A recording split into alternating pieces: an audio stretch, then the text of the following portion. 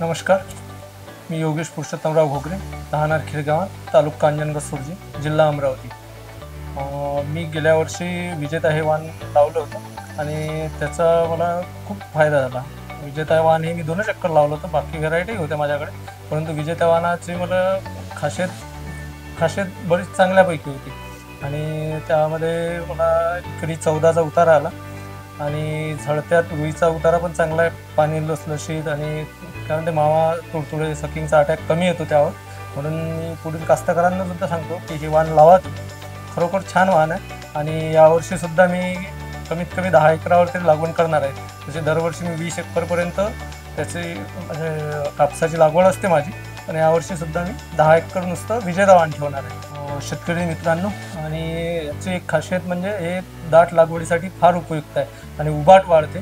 त्याच्यावर तुम्ही जर चमत्कारच्या फवारण्या 45, 60 आणि 80 दिवसानंतर जर टप्प्याटप्प्याने घेतल्या तर याला माल खूप प्रमाणात लागतो।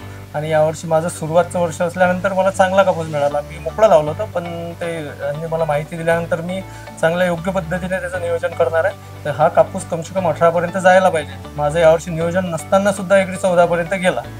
आणि तुम्ही सुद्धा लावा, आणि दाट लागवड ट्रॅक्टरनं सुद्धा आपण पेरणी करू शकतो त्याची। विजेता वाण हे खूप लवकर येणारे वाण आहे आणि याचं कापूस वेचणीच खूप सोयीस्कर जाते। मजूर जेव्हा वेचणीसाठी बाया मजूर लेबर लावतो आम्ही, तेव्हा ते प्रत्येकजण सांगत होता की हा वेचणीच खूप सोपा जाते आणि याला झडता खूप चांगला आहे। 39-40पर्यंत याचा झडता येतो। आणि जेव्हा कापूस विकायला नेला मी जिनिंगमध्ये, तेव्हा माझ्या कापसाला 100 रुपयाने भावसुद्धा जास्त मिळाला। आणि प्रत्येक शेतकरी मित्रांना सांगू इच्छितो की हा कापूस तुम्ही 1-2 एकर तरी लावून बघा, नंतर पुढल्या वर्षी तुम्ही तो निर्णय घ्या। नमस्कार, धन्यवाद। विजेता म्हणजे एकच नंबर, विजेता वाणाला तोड नाही।